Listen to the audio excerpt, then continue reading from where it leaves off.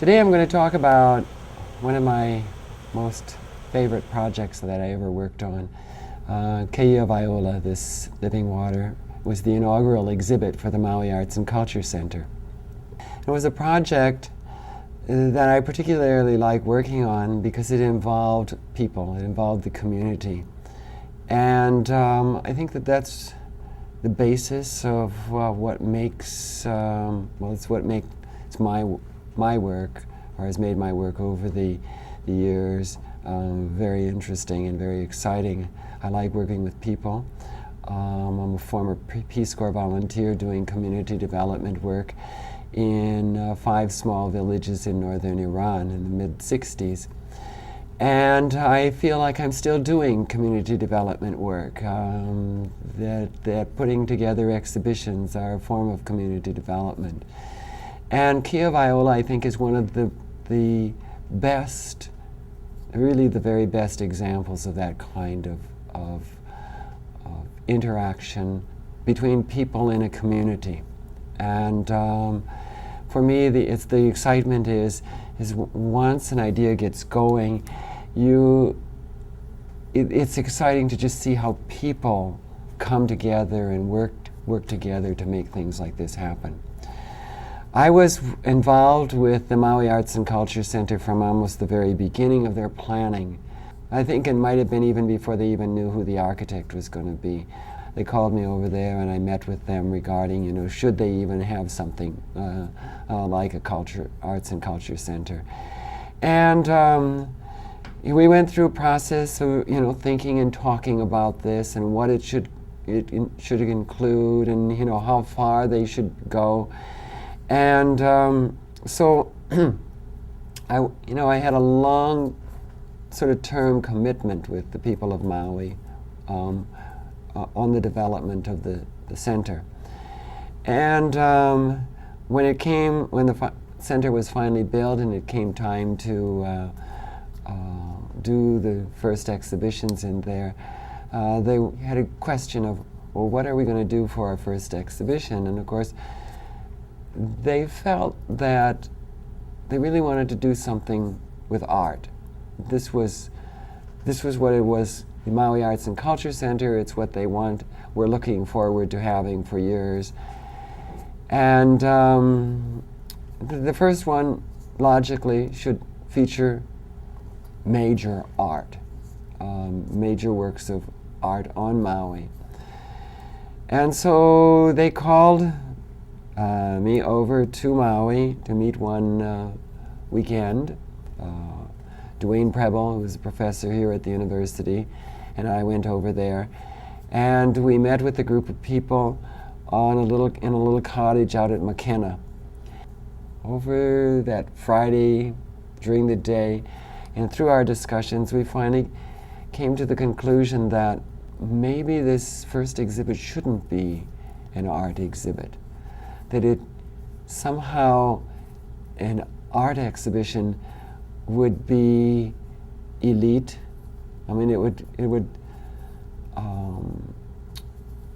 be more exclusive or culturally exclusive, and they felt that they needed to do something that really reached all of the people of the island as much as possible.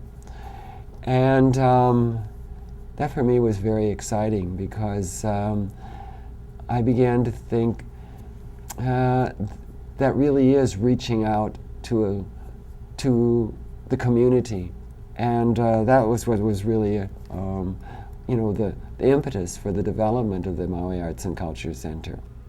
Finally, we kind of came up with the idea that maybe we could have an exhibition of sort of important objects that represented the different families or different people on Maui.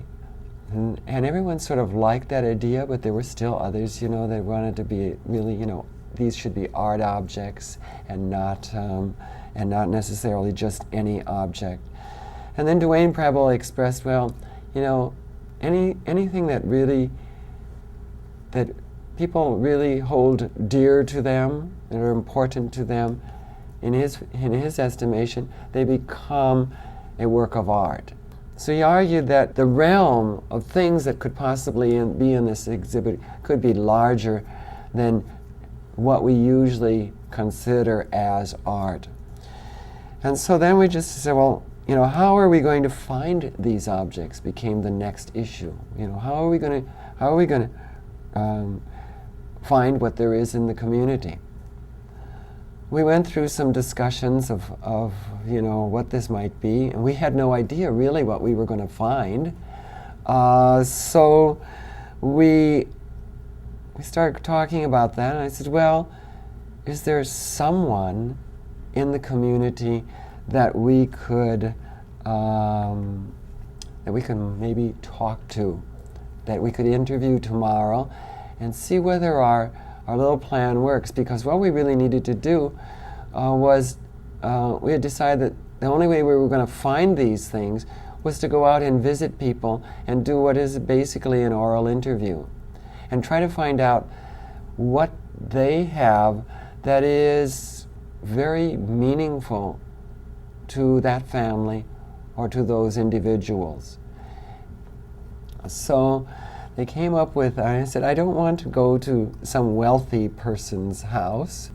This would be most appropriate if we can find, someone in the community who is a person from the community, a true person from the community. And so her name was Eva Dutro, and so someone gave her a call, and Eva immediately said, no, I don't have anything. When they kind of explained that, she says, I don't have any art. And there's, this is not going to, she wasn't too enthusiastic about it. But through talking to her for a while on the phone, they convinced her that, well, we needed to try this. And so she agreed that we could come the next morning. And so about 3 of us went to her place the next morning. And we met in the kitchen, and we sat there and talked, and I looked around and I thought, this might be a little hard. Because right away she says, no, I don't have any art. And I looked around and I go, no, there really isn't much of any art here. But we sat there and talked for a couple hours, and it was a wonderful, really wonderful conversation. Because she started talking about what life was like for her over the years, where she had grown up, and she had grown up on the other side of Haleakala, in a little Hawaiian village that no longer existed. And so she was telling about her life there, and it was just so wonderful to just hear her stories. And it was like, this is what this exhibit is all about. It's the stories of the people. And so finally I said to her, do you have anything, that you've, from when you were a little girl and lived in this Hawaiian village? And she says, yeah, she had something. And I said, well, what is it? And she says, oh, it's not important. And I said, well, could I see it? And she says, well, it's not here in the house. And I thought, And then she says, it's outside. And that really got my curiosity. I said, could I go see it? She says, well, it's just a stone. And so then we went outside, and there was this stone that was sort of kind of rubbed with an indentation in the ones on the top surface of it. We talked to her and we said, well, tell us about the stone. And so she said, well, when she was growing up, there were many children in her parents' family, and she was, I think, the oldest daughter or one of the older daughters. And so her responsibility was to do the laundry each week or whenever it needed to be done. And so she would use this stone to wash the clothes on. And she said she felt that this was her way of helping her parents you know, and this is the way their family lived. And she said, I ended up, you know, leaving the village and marrying. And she says, after a number of years, I was telling my husband about how I did you know, how we lived up in the village. And he says, well, let's go up there and see if we can find the village. And she says, well, it's no longer there. But he was determined, and he wanted to see where she had grown up. And so they went up there and went hiking out into the spot where she thought the village existed. And eventually they found foundations of some of the houses. And eventually she says she was able to determine a certain area where her family home was. But it was all grown over and very hard to see anything. And then all at once, as they were walking through this area, she saw this stone. And she pointed it out to her husband, and he says, well, it's just a stone. And she says, that's the stone I did the family's laundry on. And he picked up the stone and he says, we're taking it home. And she says, here it is, it's just here in the yard. And then she kind of grinned and she says, but he bought me a washing machine.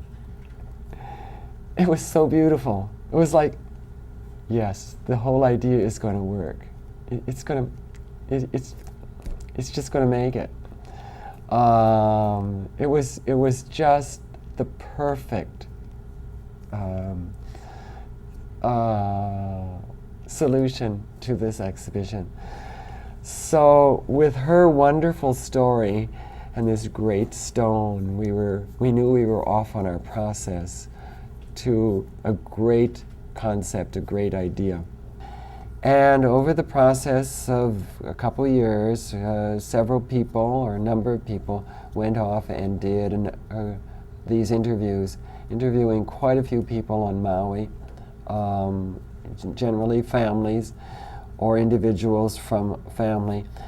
And after, you know, maybe an hour or 2 hours of talking, they would finally come, you know, we could sort of see a thread of something and we could say, okay, but is there something that sort of that expresses what you have just told us? Is there some object that if you had one thing you would want to pass on to the next generation, to your children or to your grandchildren, what would that object be? And how would it represent important family values or cultural values that you have, that you would like to pass on to the next generation? So this became kind of the concept or the context of this exhibition, of how the exhibition was going to go together. It really needed people. And in a way, while the exhibition was about, it showed objects, it really was about the people and the people of Maui. And I guess part of the reason I really like this project so much and this exhibition is I really feel it represents a kind of process, and the final exhibition is something that any community anywhere in the world could do, and it could be very, very meaningful to those communities.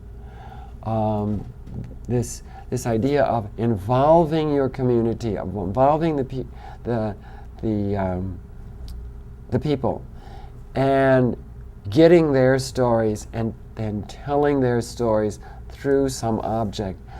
No matter where you lived, no matter where it was, it would have, I think, significant meaning to the people and to those communities. It's a way of kind of bringing a community together that I think is really, really important.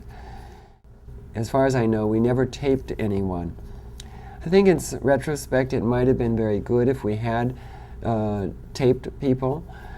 But there is also a disadvantage to taping, because the moment you turn on a tape recorder, a lot of people sort of clam up and do not do not tell everything, because there's going to be a written or a record of it. And so we had decided that we were going to do this simply by just taking notes, and then usually after an interview, because usually at least two people conducted an interview, we would go and take a half hour or whatever time is necessary to sort of write up what the interview included, and try to reconstruct what the people said. And then again, it was a kind of not exact quotations very often, but it was a kind of synopsis or summary of the basis of what their meaning was, the meaning that they were trying to convey. One of I think the big problems that we had was trying to figure out what the title for this exhibition should be. You know, it was just like, we wanted, I mean, the idea of the exhibition, the having the objects, there was a kind of poetic quality to that. And somehow or other, most of the titles that we were coming up with did not have that kind of poetic aspect to them. And eventually, someone interviewed Roselle Bailey, and she recited a Hawaiian chant, or shared a Hawaiian chant with the interviewers. And then they asked her to interpret the chant, you know, tell them what it was in English.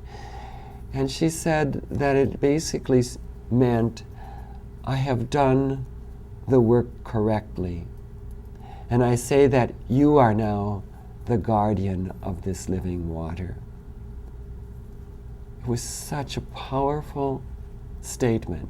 And it really sort of summed up what this exhibition was, is that you've done this. Your generation has done this. So your parents have done this. That's what they're saying. We have done this, and now it is your responsibility to take over and pass on this water, this living water to the next generation, to your children. It was from that, the Keia Wai Ola, this living water, that the title, I mean, we decided this needed to be the title. This was the most appropriate metaphor or signifier of this exhibition. The title of the show was actually cut out letters and mounted on the front wall, both in Hawaiian and in English. But to the side of that, to the right, was the verse of that chant, and then it was also translated into English on the side there. At the entrance, we tried to show objects from various cultures. We had a Japanese hibachi and a Hawaiian drum right at the entrance there, sort of forming the entrance portion of the exhibition. There is a spectacular saddle the family had, that the father had actually ridden in that saddle. And when we interviewed the Paniolo, his son, who was also a Paniolo, the son conveyed the idea that this saddle was the most important thing to him, and that saddle, I think he said something like, that saddle supported my father as he supported us.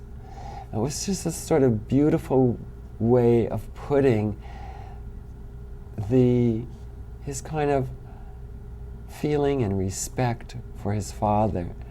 It's just the power of the way the people said these things was just, this is what made this, it convinced us all along that this exhibit was going to be important. To the left was a grouping of objects that included taro, the bell from a locomotive, a bass fiddle, and a wonderful kapa.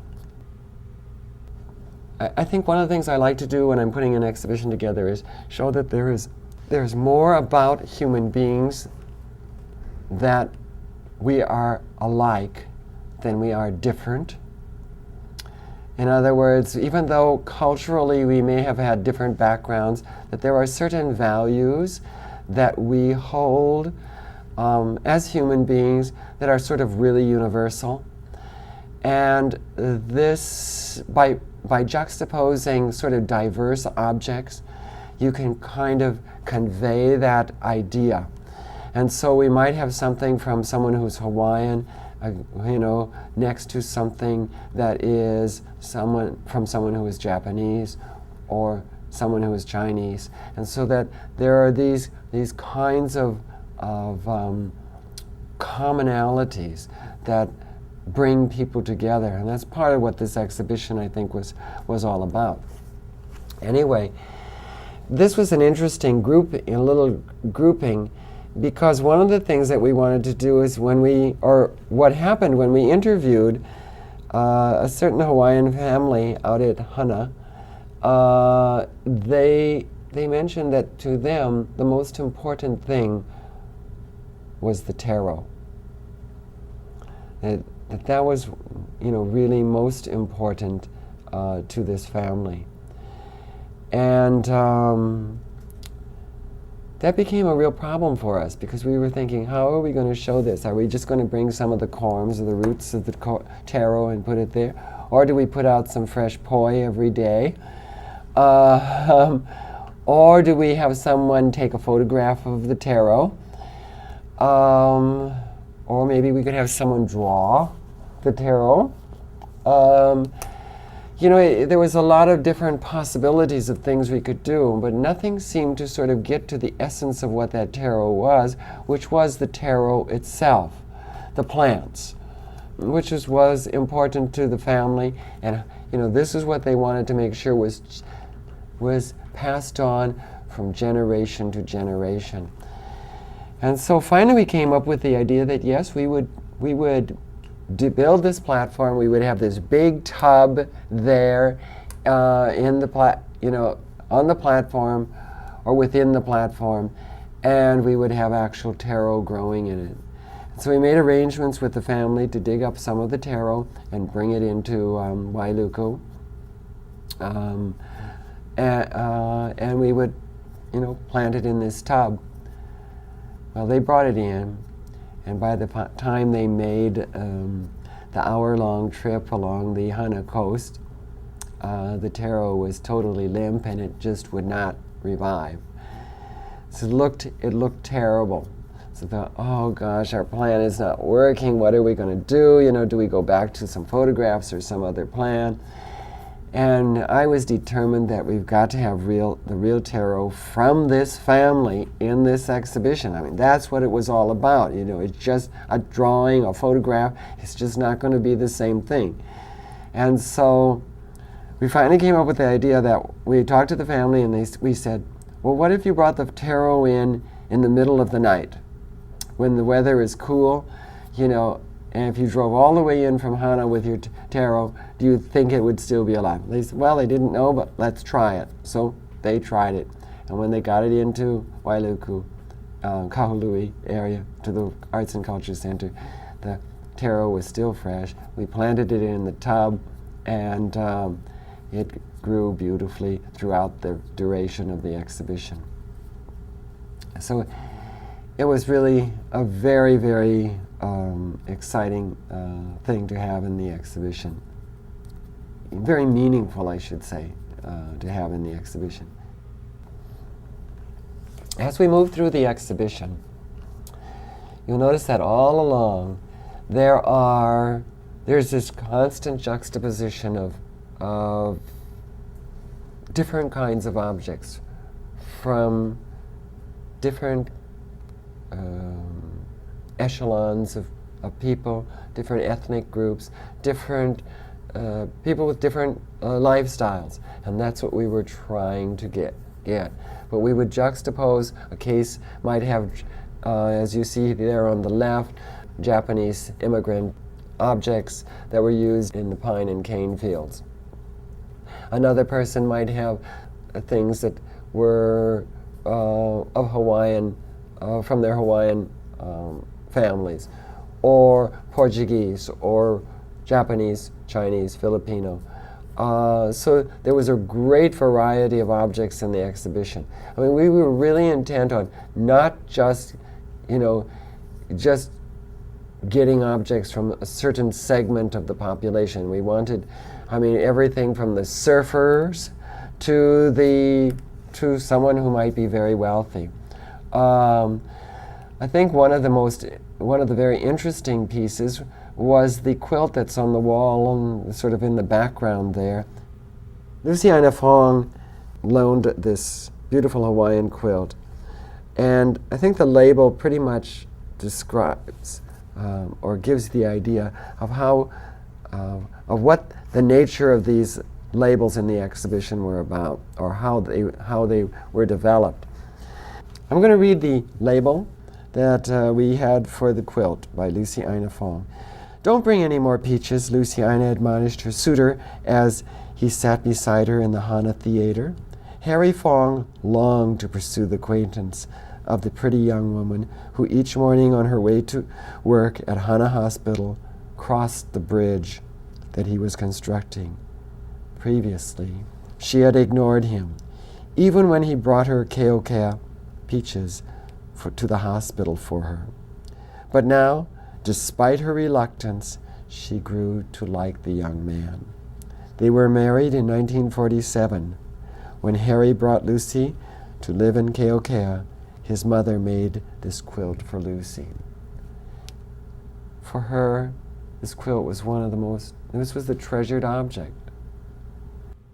And and what had happens is the quilt becomes the symbol of this couple and their family.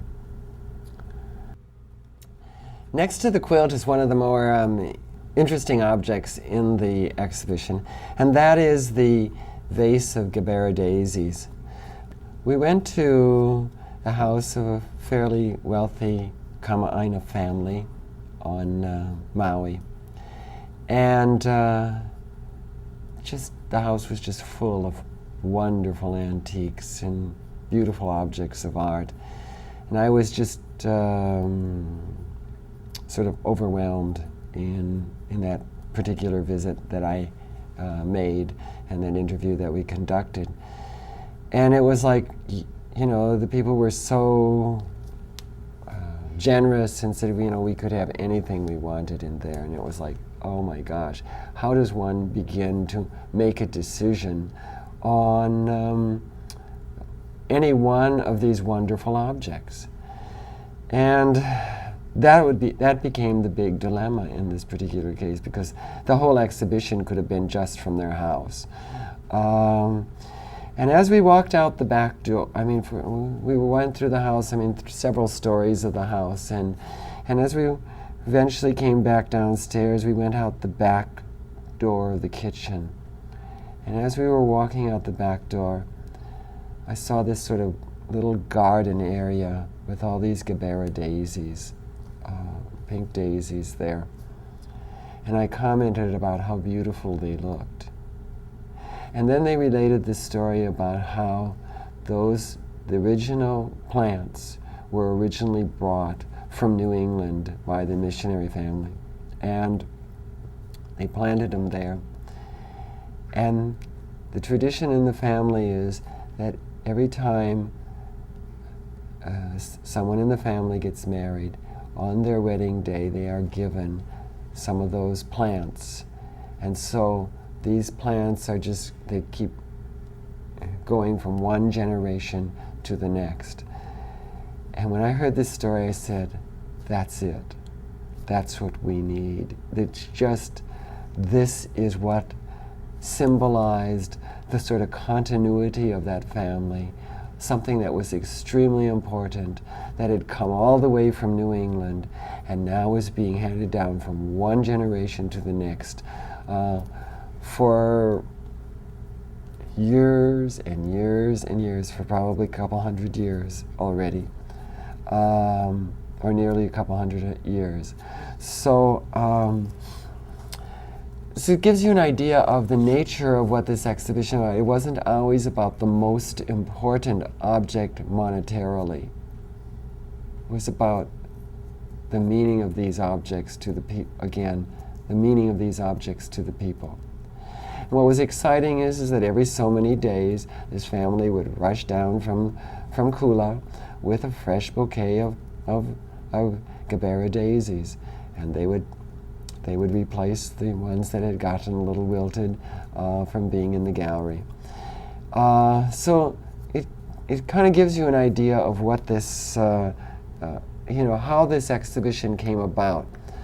The Wilson family had this hachimaki, or headband, that was worn by a Japanese pilot in World War II. His plane was shot down in one of the Pacific Islands, and it had come from their uncle, William Wilson, who was a doctor in Guadalcanal during World War II.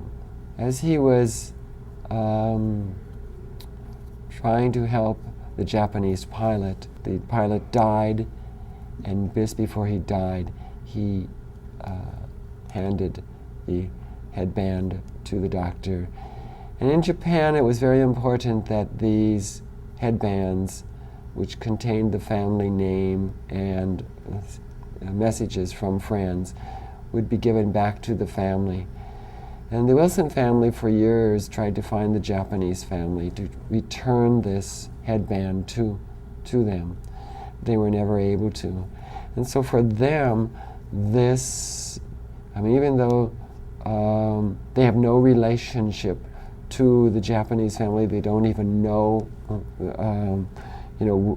what has happened to the descendants or the family of the pilot. This headband has become a treasured object for this family, and they express the hope that maybe someday this will be, this will be able to be returned to the family. Okay, going on to the next portion of the exhibition, we come to a lapinha, which is a Portuguese nativity scene. And what was so wonderful about this particular installation, I really call it an installation, is the family loved to construct this kind of nativity scene in their home at Christmas time. And so they were telling us about this, and when it came time to putting the exhibition together, we constructed the framework for the different steps to the structure, and the family then, all the aunties and children came in with the little image of the baby Jesus, and the holy pictures, and the Christmas lights and Christmas flowers, and different plants, and they constructed this right in the corner of the gallery. It was so wonderful to see them working together. Again, the whole process of them putting it together became a sort of coming together of that particular family. So there's these kinds of just really very treasured moments that occurred in the whole process of putting this exhibition together. The orchid that was loaned by Roy Fukumura. Roy had a tailor shop in Kahului before the war broke out in 1941. But after December 7th, he was not allowed to leave his property. So he couldn't even return to his tailor shop to continue his business. And then, as a consequence, the neighbors brought him various orchids, and he started propagating orchids. And he has become extremely famous around the world because he has propagated some of the most unusual orchids. And this is all a consequence of the fact that he was restricted to his property during the war. So sometimes, out of adversity, people found great strength and great power and became very well known. It was at this point in the exhibition, the visitor would be looking at this particular area of the exhibit and sort of, just wandering from wonderful object to wonderful object, and sort of reading the stories about each thing. It was when they turned the corner and went around the corner here that they finally came to this sort of incredible object that was going to be the showstopper, and that was this Hupmobile, which is the second oldest car on Maui, still in excellent condition. I knew that we needed to not put this so that it was visible at the beginning, that when you walked in the exhibition you would see it immediately, because it would be such a showstopper that people would just immediately gravitate towards it. So I wanted it in a place where you got involved in all of the stories of the other objects first, because they were really also just as important. And so I kind of wanted the Hupmobile hidden, and you would only finally discover it when you came around the corner of the wall there, and there it was, up on its platform, just like everything else in the exhibition, sort of like a piece of art on a pedestal. And it was very funny because, I was going back, as I said, I was going back and forth to Maui, teaching classes here and running back there as soon as I finished class. And I remember coming over here to teach class, and before I left, they were all saying, there's no way we're going to be able to get the Hupmobile up on the platform. We're not going to build a platform. And I go, you have to. We can't just put it on the floor. And they were just like giving me all this resistance. And I said, no, it's got to look like it's like everything else in the exhibition, or it's not going to be the same. And so finally, I just, I had to come and teach my class. And when I got back over to Maui after my classes had ended, the Hupmobile was up on a platform. They had figured out a way of doing it. They built an extra, reinforced the platform so that it would hold the Hupmobile, and they figured out a way of bringing it up on a ramp and placing it there on the platform. So it was really, really very effective. Now for me, this is also one of the things that's important, is that you do kind of, when you're putting an exhibition together, it's important to kind of look at the objects and say, is there something or some objects that are going to draw the people's attention? And my feeling is you never want to put those right at the beginning.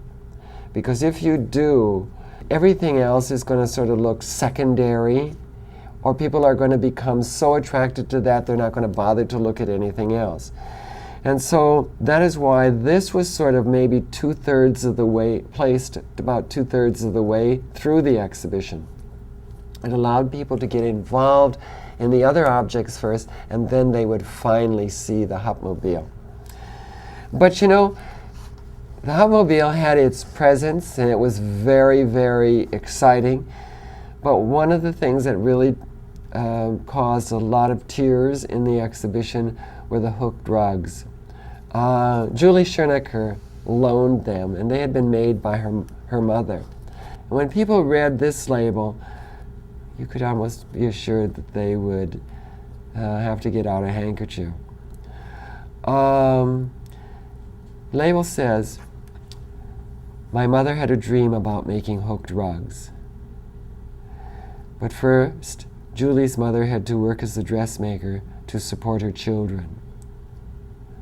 For more than 20 years, she filled cardboard boxes with wool remnants in anticipation of her retirement. At 62, on the day she received her first Social Security check, she enrolled in a class to learn the craft of hooking rugs. She dyed the wool fabric, painstakingly cut it into 1/4-inch strips, and then meticulously punched the strips through a woven backing on which she had drawn her own design. She was hoping to have a show of her work someday, but it never happened. She was 83 when she died." Just this kind of label sort of told the story as her daughter told it to us. It was very, very touching, very powerful. You look at the rugs, and you see how this woman had given her life to her children. But she wanted always to be able to hook rugs. She still had 21 years to do this, but she never was able to show them to anyone. And this was the first time. So for the daughter, this was very meaningful, but also for the visitor to sort of sense how the daughter and the mother must have felt about this. You know, it's really very powerful experience. The process of putting this exhibition together, I mean, was always just, you know, there was always some new experience. It was wonderful to meet these people, talk with them. And one of the times I went over to Maui, the people at the center that were working on this, putting this exhibition together, said, "You just got to come and meet the Kapchois. We're going to make another appointment for you. We've already interviewed them. We want to use their part of their collection of salt and pepper shakers, but we want you to just have the experience of seeing their house and meeting them." And so we went to visit them, and I was just it was just like the most wonderful, unusual experience of my life to go there and see their house, because in it there was just walls and walls of cupboards with hundreds, maybe thousands of salt and pepper shakers. Just everywhere you looked there were salt and pepper shakers. And they explained to me that they had bought none of the salt and pepper shakers, that they had all been given to them generally by people whom they had helped in some way or other.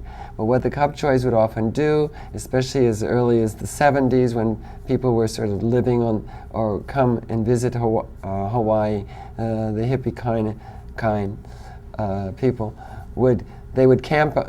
The Kapchois would see people camping on the beach, and they would come or go to them and say, "Yeah, it's too dangerous to stay here. Come and stay at our house." And so they would take the people to their home and put them up in their home and feed them. And it was the Kapchois were just this kind of generous, wonderful people, and so they would constantly be bringing people there. And one of the first people that they put up, after they left, a few weeks later, they got this little package in the mail, and it was a set of salt and pepper shakers. And so when they went to find someone else at the beach, you know, they were talking, and they said, "Oh, we got these salt and pepper shakers." So the next people sent them salt and pepper shakers. And then over the years, everyone just kept sending them these. And it was just this kind of expression of generosity on both sides, the people that were visiting them and the Kapchois. It was it was just such a beautiful gesture. And so we tried to sort of reproduce or kind of give the feeling of that, of one area of the house by constructing the shelves there with all the salt and pepper shakers assembled on them. Here we have a painting by Tadashi Sato that was loaned by Pundi Yokouchi, who was the sort of generator of the idea and making the Maui Arts and Culture Center happen. When he first started as a businessman on Maui in real estate, had been an article in the Maui paper about Tadashi Sato and returning from New York City and working as a painter. And so when Pundi got his first check, instead of going home with the check right away, he went to visit the Tadashi Sato He ended up buying 2 paintings. He went home and told his wife what he did, and she was about ready to get rid of him. Not only the paintings, but get rid of him. But he was so excited about it because he just found Tadashi's work so incredible.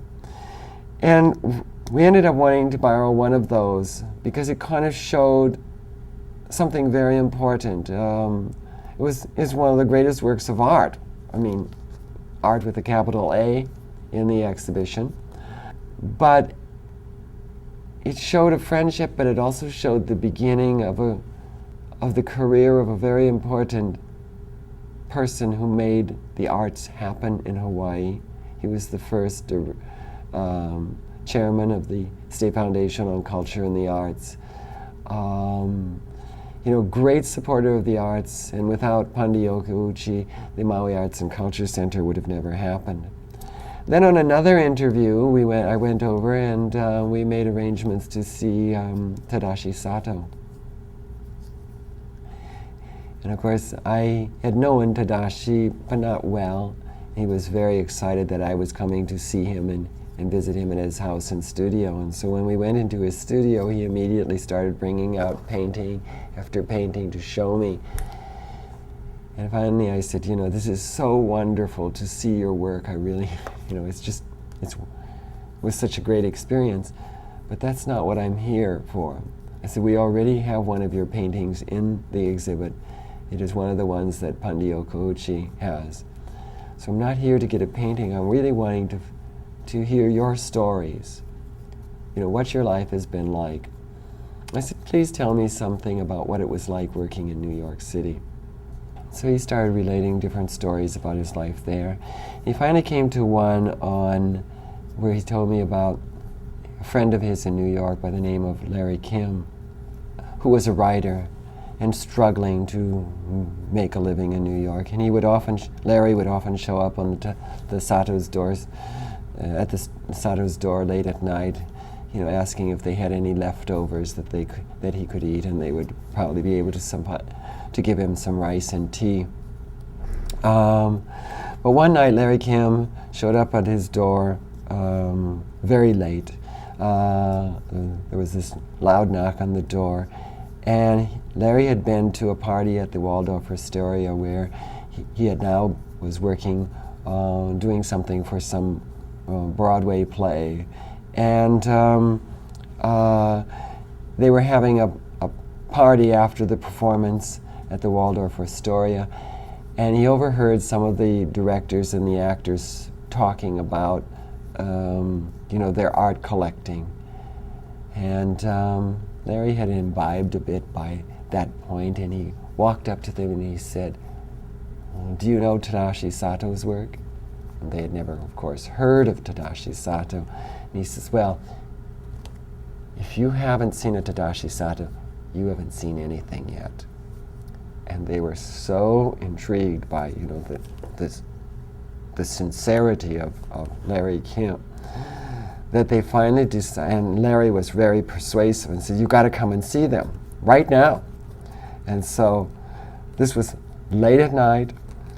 There was this knock on the Sato's door, and he brought these strangers to Tadashi's studio to see his work. And for Tadashi said that was the breakthrough. They immediately that evening bought work. Late at night they bought work, and he said from that point on he never had to go back to working as a guard in the museum. He was able to keep going and support his family. Eventually he moved back to Hawaii here and was a successful artist for the rest of his life.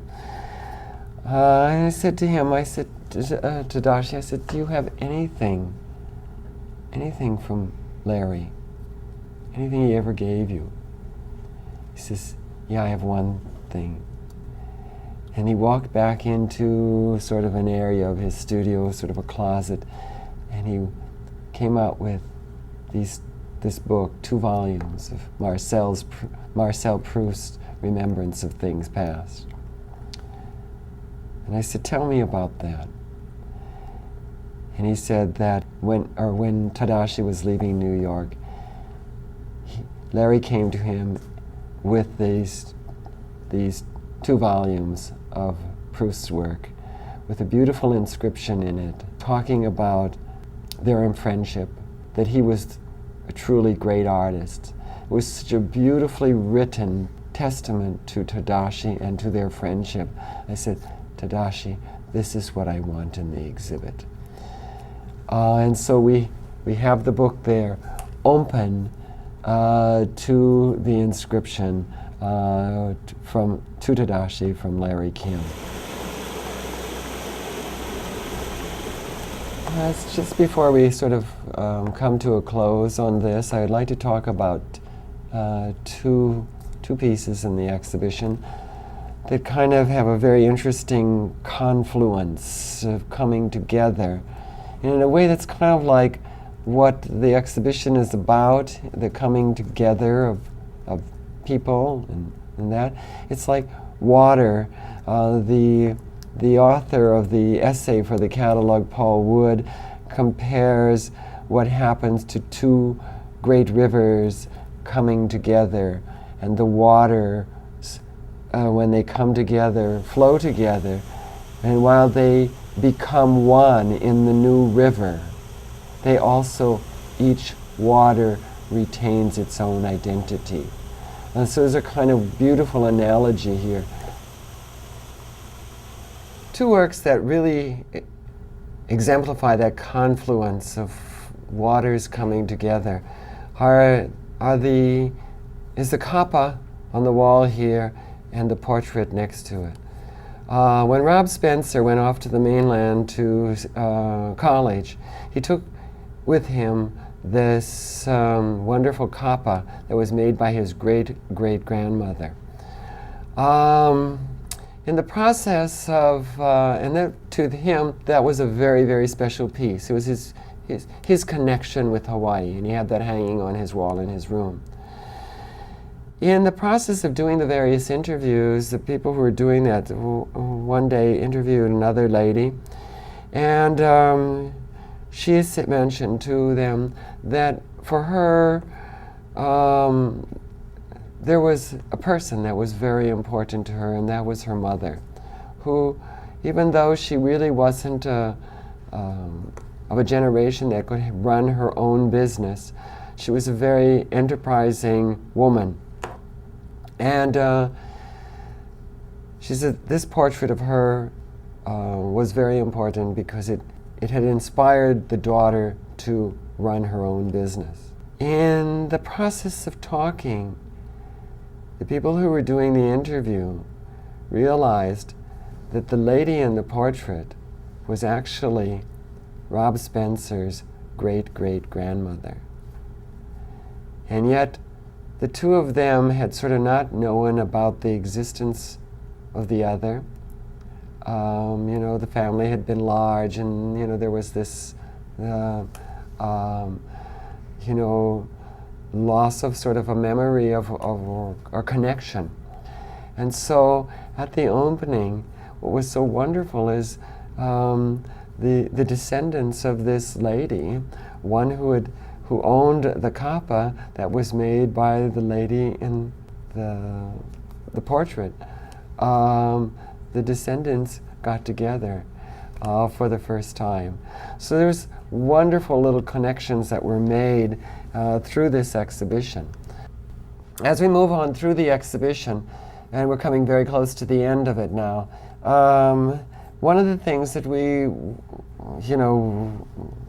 met at, I think it was a restaurant we went to and interviewed the owners of the restaurant, and there was just this incredible array of maniki neko, just lines and lines of them. And so they were telling the story about how they had gotten the maniki neko.